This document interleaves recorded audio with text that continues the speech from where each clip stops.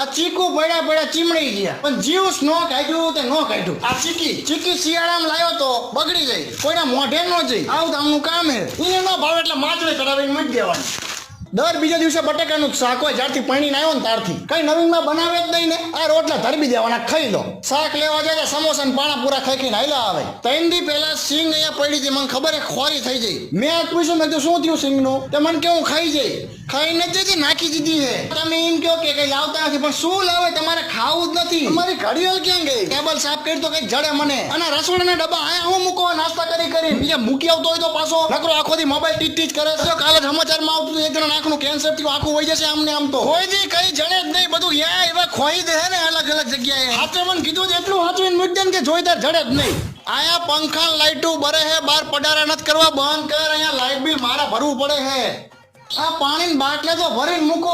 પીવું હોય ઘાટું પાણી તો શું પીવે?